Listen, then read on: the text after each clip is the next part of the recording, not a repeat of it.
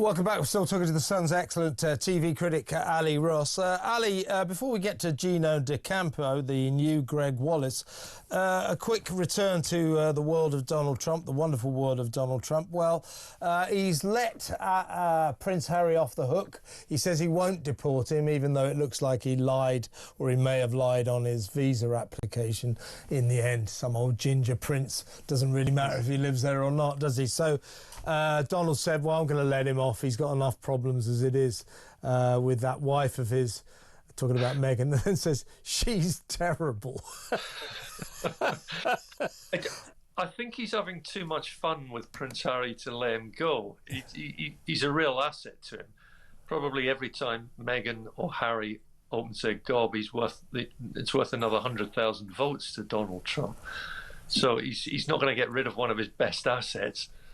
No, exactly. And I always knew he wouldn't kick him out. I mean, you know, it would create an unnecessary diplomatic tension. It's not worth it. You know, it doesn't really matter that much.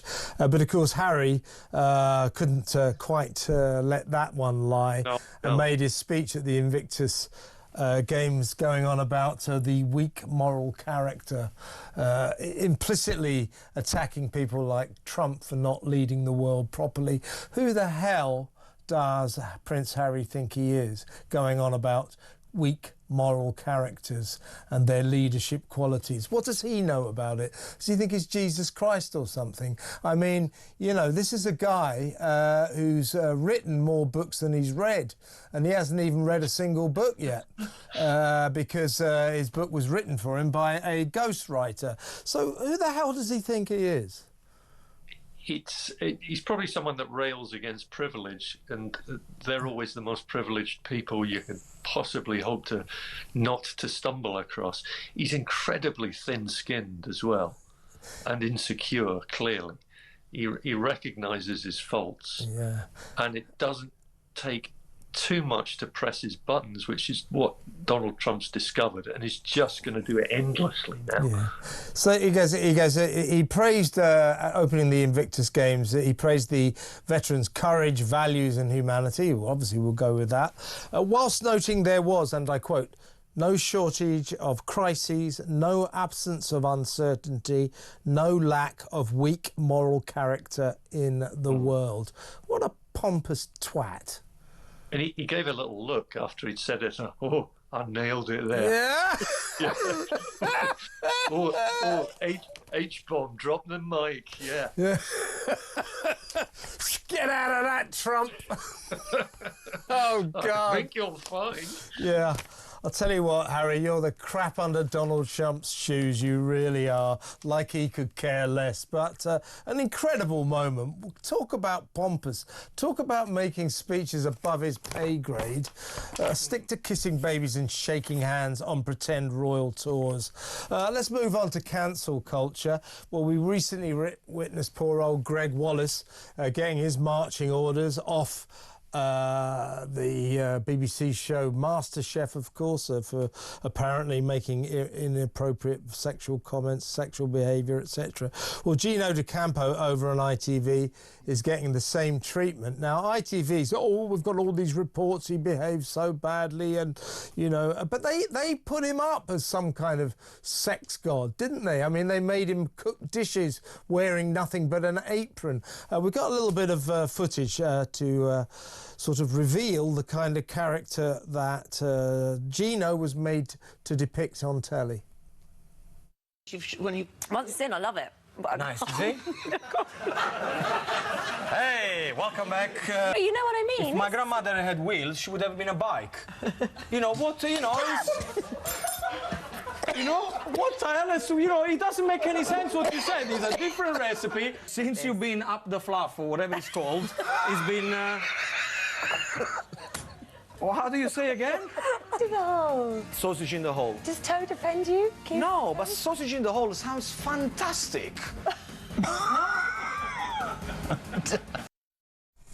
So it's okay when it's really funny and it's on telly like that, but if he makes the similar comments off screen, that gets him cancelled, because he's finished just like Greg Wallace is finished, right? Yeah, you don't come back from these things. That's the thing. I'm not particularly scandalised by anything I've seen there, I must admit.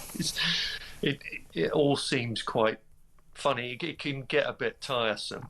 And if he was being a jerk behind the scenes, then someone needed to take him to one side and just say, look, you can't do this, especially not in this day and age, and nip the problem in the bud. But it seems to have been encouraged until the point it wasn't encouraged, at which point this deluge of stuff appears and suddenly career over. Yeah, so we were just seeing him there, dressed just in his apron. This was the sort of the Italian stallion kind of character that ITV got him to promote, and now they're cancelling because of it.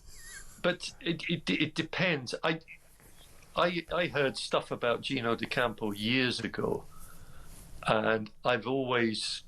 The thing is, he's a television natural, and you get very few of them who are just born with this ability to perform in front of a camera in a populist fashion. But you did hear things about him which weren't particularly savoury. Same for Greg Wallace. But what we're talking about is differing times. What used to be acceptable was even encouraged in the television world. They're now turning around and saying, oh, no, we never encouraged it, you're fired. It's just not true. They did encourage it. I will keep an open mind on it until I hear something that sort of justifies the amount of coverage it's getting, put it that way. You have to be a bit careful. Well, you do, and it's the same with Greg Wallace. But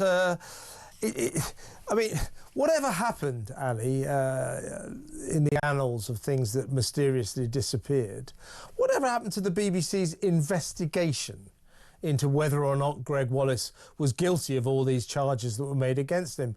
Because it seemed to disappear. He was fired, and the investigation doesn't seem to exist anymore. Nowhere has as much long grass as the BBC, and the things you'll find that have been kicked into that over the years are quite unsavoury. Yeah, like, for example, Hugh Edwards' reputation, that kind of thing. Yes, exactly. The BBC's first reaction to anything is, let's hope it goes away. Yeah, and usually it won't. What are you thinking of leading on this week, Ali? Well, it's 40 years of EastEnders, Kevin. Oh, God, yeah. I know it feels a lot longer than that. And in all that time, I think I've seen one decent episode. And who invented the term Dirty Den? Was it by Kevin O'Sullivan at the Sun newspaper? It was! Yes! Well done, Ali. Great to talk to you. Talk again soon. Ali Ross there.